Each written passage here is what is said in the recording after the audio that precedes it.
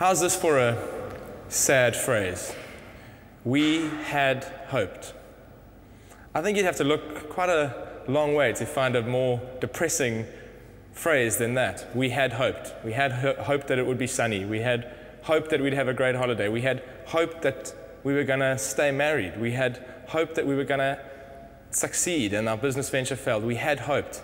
It speaks of so much disappointment, so much anticipation and expectation which has been let down. That's a phrase that comes out of a conversation that Jesus had with a bunch of disciples after he had been crucified. You may know the story. Sneaks up on some people incognito in his new resurrected body and they don't recognize him. And he asks them why they're so bummed out. And they say, well, have you not heard? The whole of Jerusalem is full of the news of this man who claimed to be God, who we had hoped was going to do something wonderful, who we had hoped would turn out to be the Messiah. We had hoped, we had big hopes, and instead they've faded and dwindled into despair.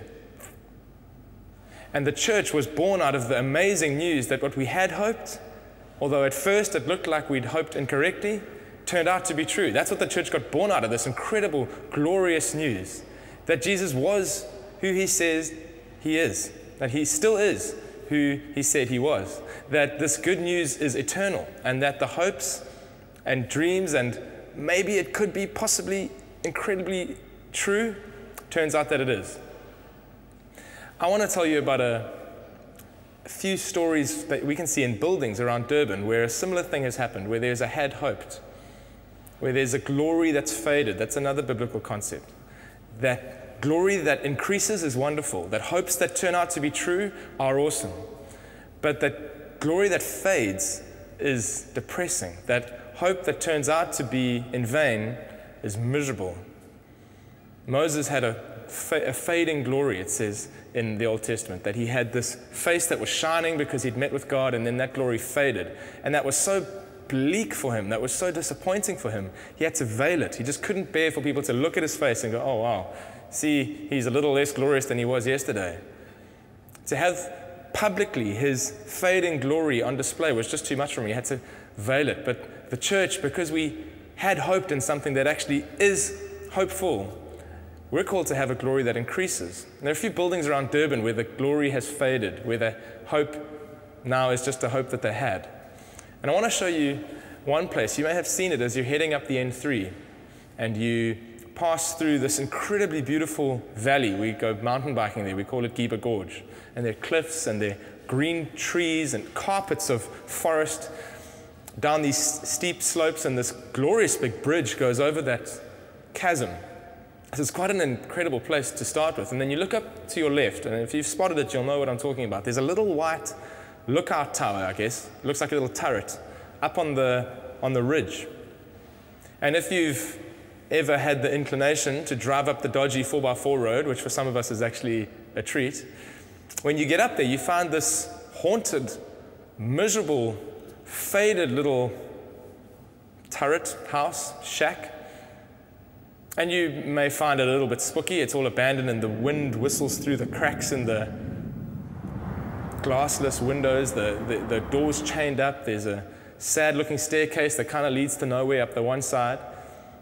So the wind mournfully whistles through this abandoned place, and yet the view's incredible. If you've ever been up there, you'll know you can see as far as the Bluff and up as far as Mhlanga, all the way down through Pinetown, which is more or less smoggy and smoky depending on the day, but it's an incredible place to be. What you may not know is that that little hut used to be a paragliding club, a pumping paragliding club, a thriving group of adventure seekers who would head up there and spend days jumping off that cliff and soaring on the wind that now whistles eerily through the cracks. Now, once upon a time, there was a thriving community in this beautiful place with this amazing view, doing stuff that they loved, being uplifted by the wind that now kind of mocks their hopes. It's like they had hoped something wonderful would happen there. And the reason it ended, you may or may not know, is that there was a tragedy there, that circumstances, bad luck, a few odd coincidences combined to have someone reach for an abandoned paraglider as a gust of wind blew, and it hurled them off the edge. And after that tragedy, fear set in and doubt set in, and that club dwindled and dwindled, and eventually they've locked the doors. It's a really tragic place. It's a beautiful but haunting place to go because they had hoped. There was a glory, and now that glory has faded, and now those hopes have been dashed, and it's a relic. And that is not dissimilar to a bunch of other buildings in our city with a similar intention. They were built for similar reasons, and they're now just as haunted and just as eerie. Have a look at some of these old churches, places that were set up by men and women who had hoped that they could be beacons that preached the gospel in our town.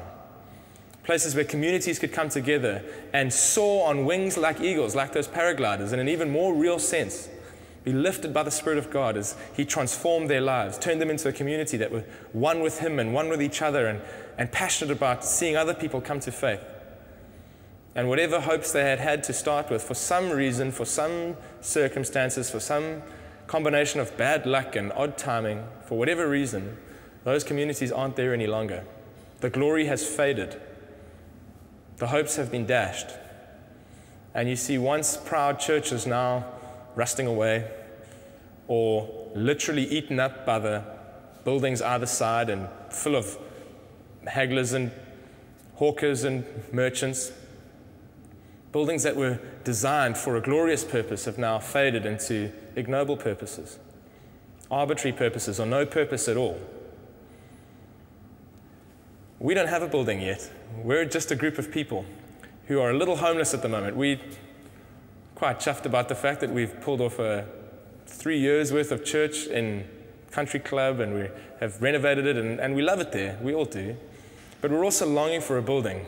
We can admit that we're really, really hoping that it all works out on the land, or God gives us something else in the medium term. We're longing to have a place to call home, that we have hopes for a glorious building that we can use to glorify God, to be one with each other and one with Him, and fill the suburb of KLOOF with the message of this Jesus who is who He said He was. And yet I would be terrified to think that a few years from now, a few generations from now, what if we built a building that ended up becoming a relic and had wind whistling through it, making mournful noises? What if some accident or coincidence or bad luck caused us as the Olive Tree KLOOF community to end up making some dumb decision and adding to the list of abandoned, haunted church buildings in Durban? Nothing would make me more miserable than to think that we'd build something for God and have it turn into an artifact. Here's how I think we're going to avoid that. Here's what I think we need to be getting absolutely right now, so that when God blesses us with our own building, when we're no longer camping and moving around in the wilderness and setting up our tabernacle every Sunday, when we're in our home, building a place for the glory of God, that we don't end up having the calamity, that we don't end up having the sad whimper, the fading glory. Here's what Jesus prayed for the church when He was having a private moment with His Father, when no one really was intended to be eavesdropping, but we find it in the Gospels recorded for us, this personal conversation that Jesus was having with God, praying about you and about me and about our church. I'm reading out of John chapter 17. This is what He was asking God for us. He says, as you're in me, Father, and I'm in you, may they be in us. So He doesn't just want us to be united with each other. He doesn't just want us to have incredible community horizontally. He then wants us to be as connected to the Father as He is. He wants us to be intimate with the God who created the universe, the Almighty One, the powerful one, the genius, the one that for the rest of time people have been struggling to know. He says, Christians, my disciples, can be one with the Father like I am. What a thing.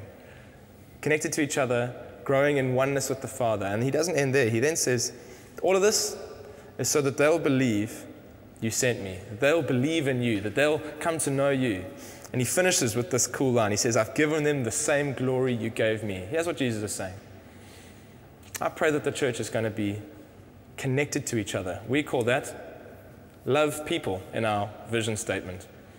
Then He says that He doesn't want us to just love each other horizontally. He wants us to grow in relationship with God to the same extent that Jesus has a relationship with His Father. Release potential.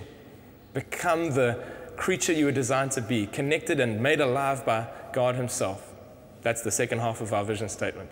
And then he says, and all of this, not just for the sake of kumbaya and feeling nice, not even for the sake of having a great relationship with God that I get to keep for myself.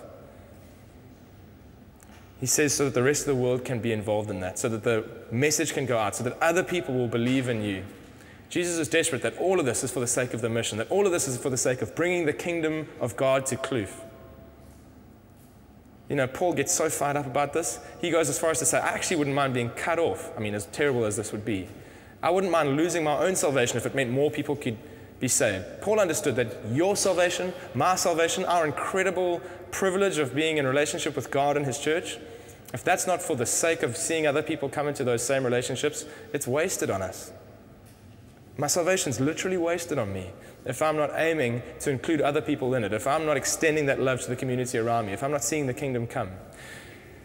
I suspect that those churches that have turned into ghost buildings, mournful, derelict, faded glory, had hoped kind of buildings, at some point, their salvation became about them and not about the people not yet saved.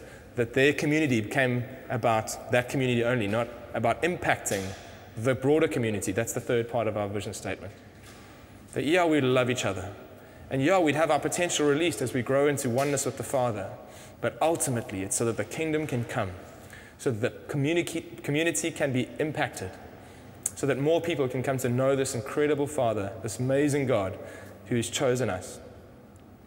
While we're in this sort of transitional period, life groups of Olive Tree, I'd love you to have a conversation tonight about how exactly we might have drifted from this amazing call to be part of the mission of God, impacting the community of KLOOF, sharing the gospel, spreading the incredible news that Jesus is who he said he was. Where have we been distracted? Where have we become inward focused? What might we be doing that we could stop doing? What might we need to get excited about again that got us excited once long ago? Because we want to have a glory that becomes ever more glorious. We want to have a hope that turns out to be bankable forever and ever. We don't want to fade out. We don't want to splatter away into the night. We don't want to be a faded, had hoped kind of building. So have that conversation, because what you and I are part of is something that is going to last for generations and generations. We are going to be the community that Jesus prayed that we would be. Enjoy the chat.